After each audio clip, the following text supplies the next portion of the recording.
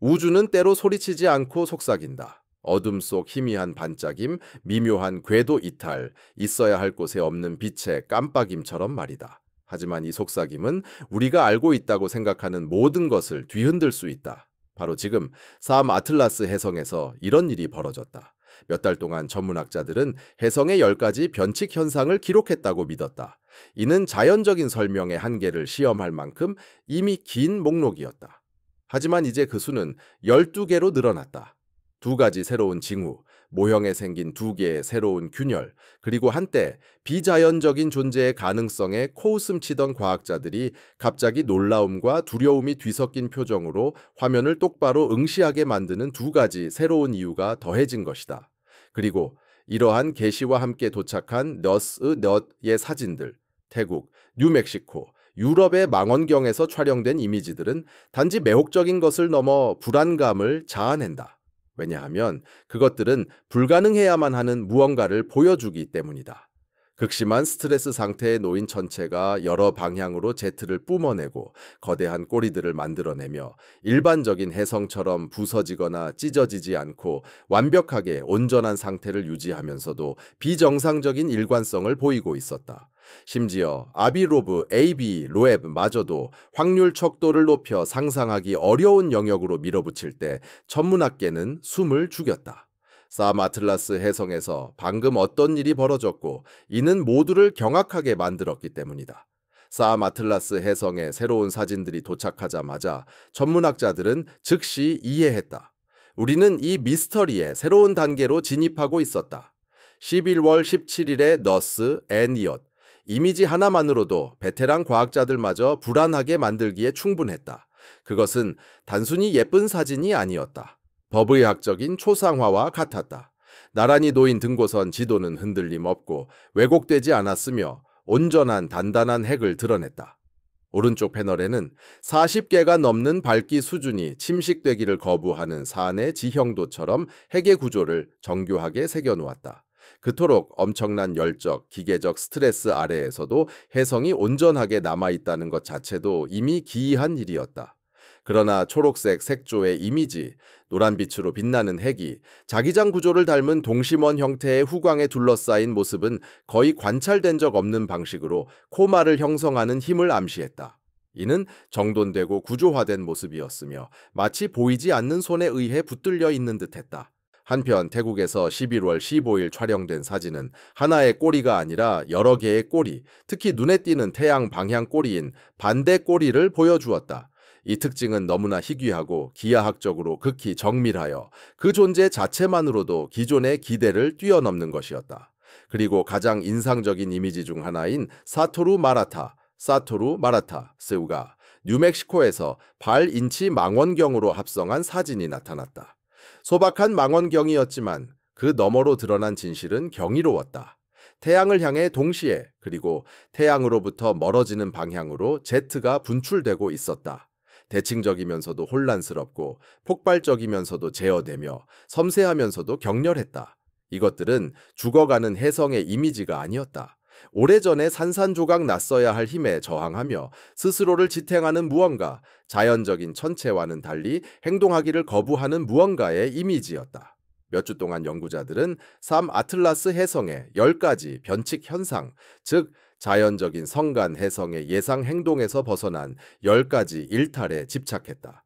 그러나 이제 변칙 현상 목록은 더욱 늘어났다. 사소한 정도가 아니라 이 천체를 자연적인 것과 인위적인 것의 경계에 거의 다다르게 할 만큼 충분했다.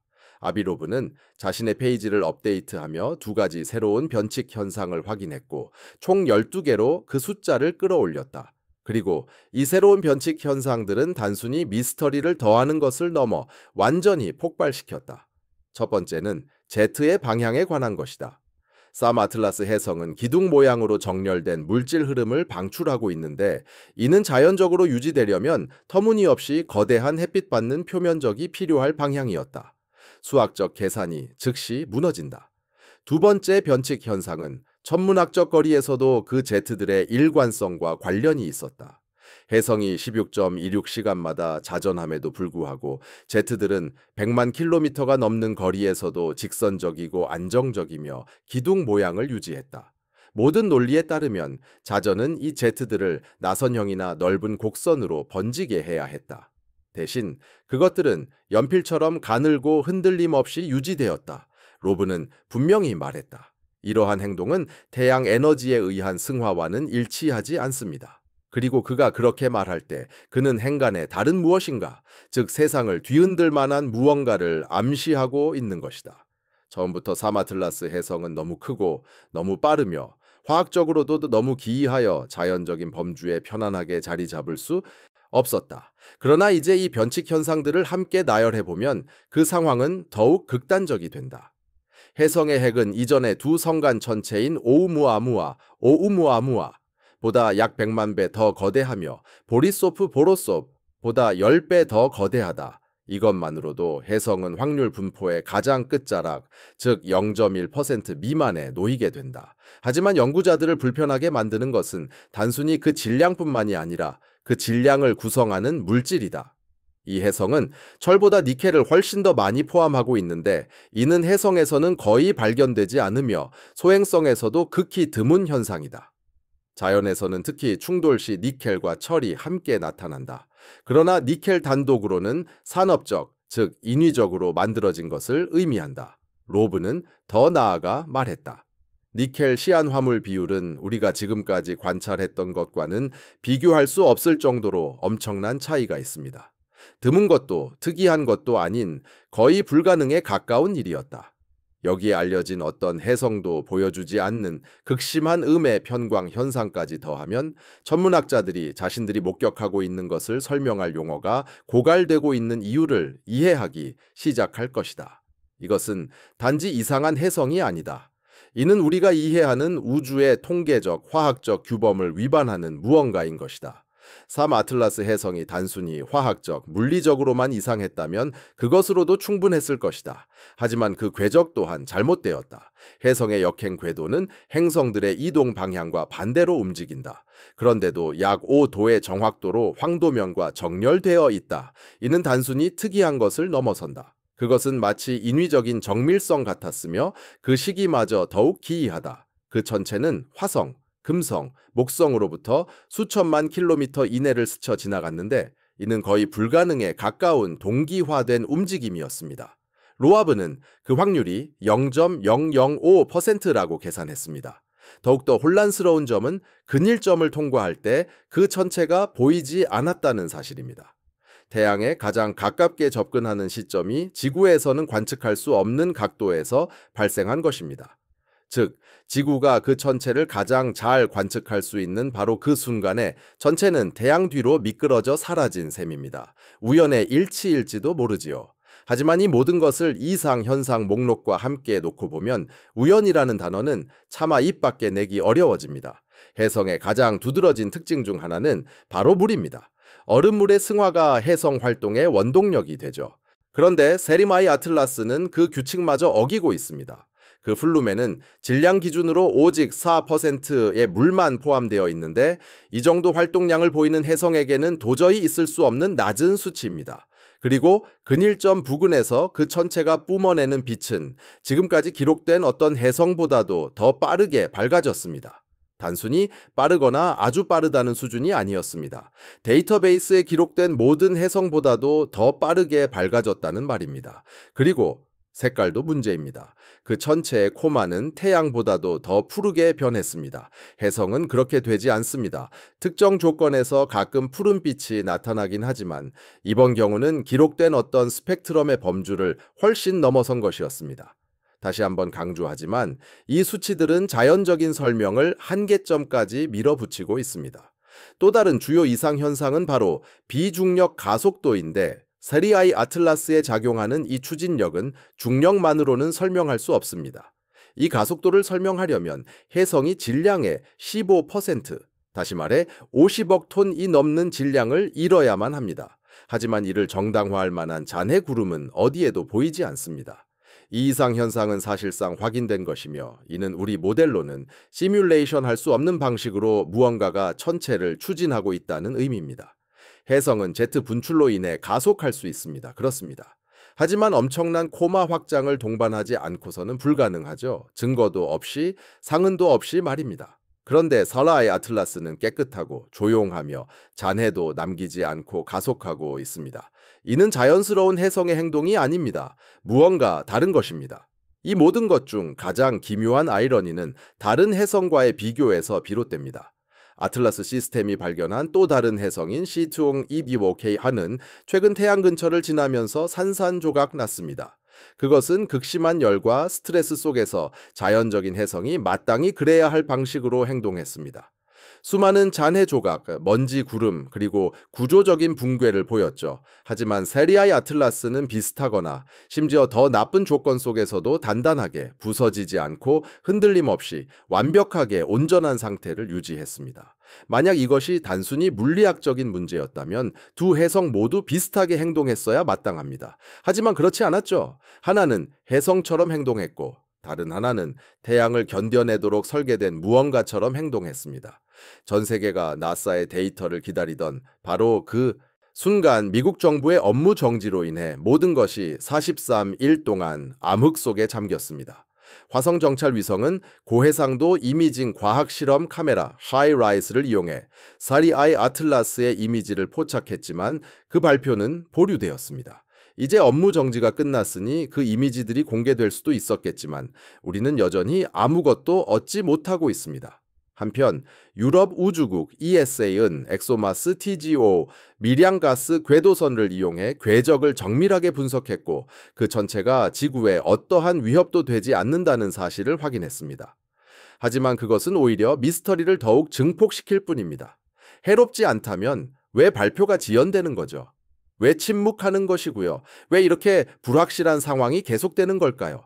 그리고 왜 그 천체의 행동이 점점 더 설명 불가능해지는 바로 그 순간과 이 모든 타이밍이 정확히 맞아떨어지는 걸까요? 우리가 아는 사실은 이것뿐입니다. 서리웨이 아틀라스는 계속해서 움직이고 있습니다. 이미지는 계속 선명해지고 있고 이상현상은 계속해서 늘어나고 있습니다.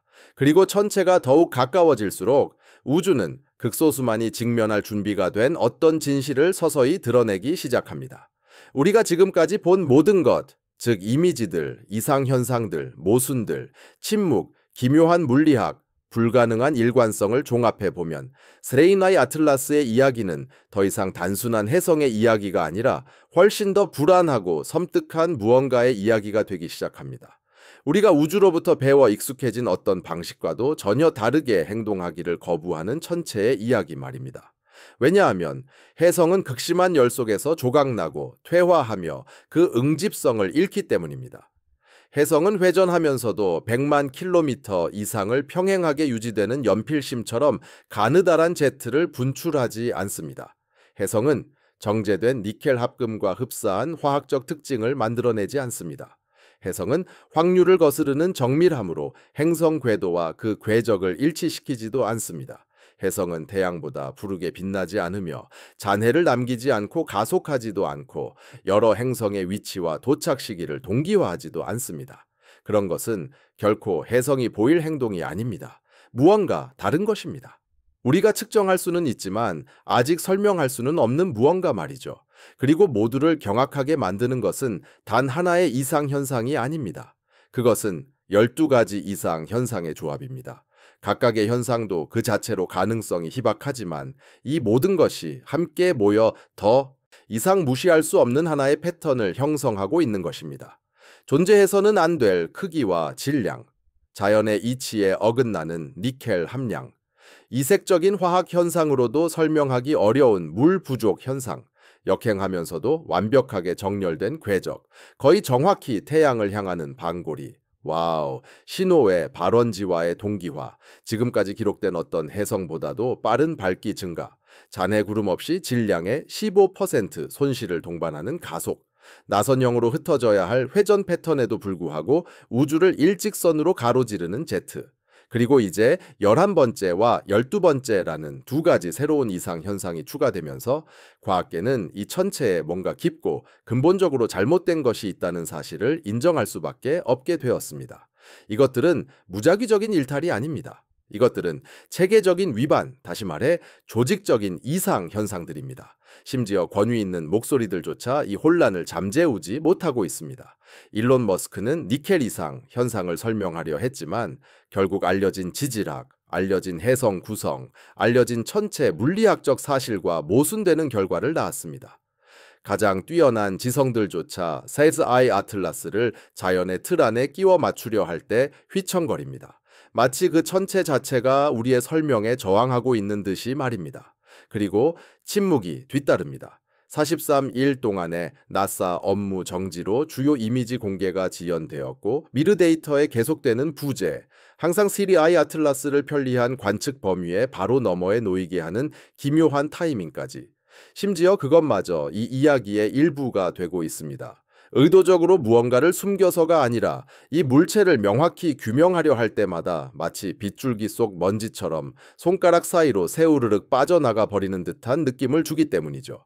그리고 이것이 바로 많은 사람이 서서히 깨닫기 시작한 사실입니다. 사마틀라스는 혜성처럼 움직이지 않습니다. 오히려 하나의 질문처럼 다가오죠. 우리 태양보다도 더 오래되었고 얼음과 니켈, 시아니드, 그리고 수많은 모순으로 뒤얽힌 채 성간 공간을 가로질러 던져진 질문 말입니다. 이 질문은 성간 방문객에 대해 우리가 알고 있다고 확신했던 모든 것을 뒤흔들어 놓습니다. 우주가 얼마나 광대하고 유구하며 지구 그 자체보다도 더 오래된 수많은 천체들로 가득 차 있는지 우리에게 일깨워주는 질문이죠. 우아하고 아름다우며 수학적으로는 완벽하다고 여겨지는 우리의 모델들이 이토록 이상하고 이토록 유구하며 이토록 이질적인 무언가를 설명하기에는 부족할 수 있다는 가능성에 우리를 직면하게 하는 질문입니다. 그렇다면 우리는 지금 어디에 있는 것일까요? 인류가 이런 미지의 순간마다 늘 그래왔던 바로 그 자리에 말입니다. 미지의 세계를 응시하고 변칙 현상들을 하나하나 맞춰 나가며 잡음 속에서도 의미를 찾으려 애쓰는 그 자리예요. 만약 사마틀라스가 다음 달 동안 자연스러운 혜성처럼 움직인다면 이 이야기는 진정될 것입니다. 하지만 만약 그것이 온전한 상태로 살아남아 모든 예측과 규칙을 계속해서 거스른다면 아비 교수의 말은 그 어느 때보다 더 크게 울려 퍼질 것입니다. 우리는 그것이 단순한 자연 해성 그 이상일지도 모른다고 진지하게 고려해야 할 것입니다. 그리고 그 가능성은 그것이 두려운 것이든 아니면 그저 경외감을 불러일으키는 것이든 상관없이 이제 누군가가 좋든 싫든 모든 논의의 중심이 되었습니다. 만약 이번 분석이 사마틀라스가 얼마나 기묘한 존재인지 깨닫게 해주었다면 그냥 조용히 지나치지 마세요. 구독하세요. 다음 소식이 이 천체에 대해 우리가 알고 있다고 생각하는 모든 것을 바꿔놓을 수도 있으니까요. 더 많은 사람이 이 변칙 현상들 뒤에 숨겨진 진실을 볼 수 있도록 이 영상에 좋아요를 눌러주세요. 그리고 댓글로 여러분의 생각을 알려주세요. 사마틀라스가 과연 자연적인 천체일까요?